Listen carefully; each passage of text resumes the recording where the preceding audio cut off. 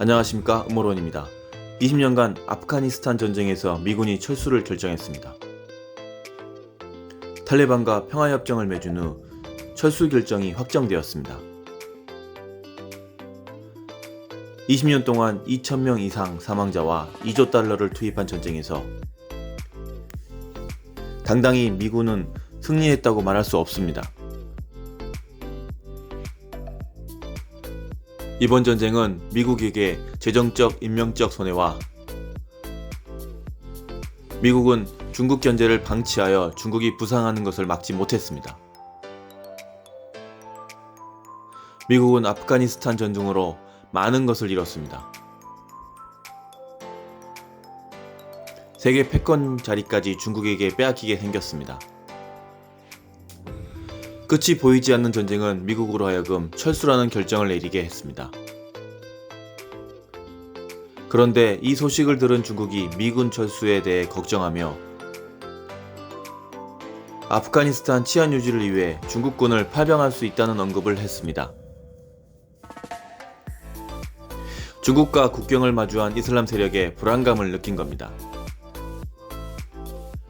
신장 위구르족을 탄압하고 있는 중국은 미국의 아프가니스탄 주둔으로 반사이익을 얻고 있었기 때문입니다.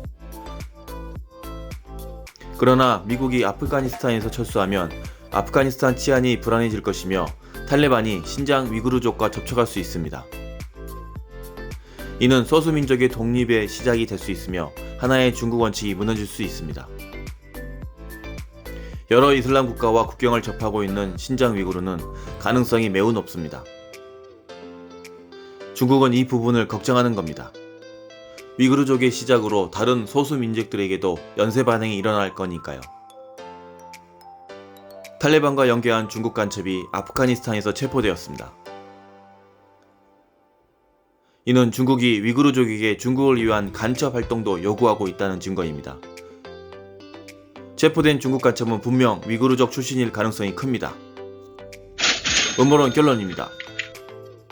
중국 간첩은 미군과 탈레반과의 싸움을 부추기고 탈레반의 현황을 파악하여 중국에 보고했을 겁니다.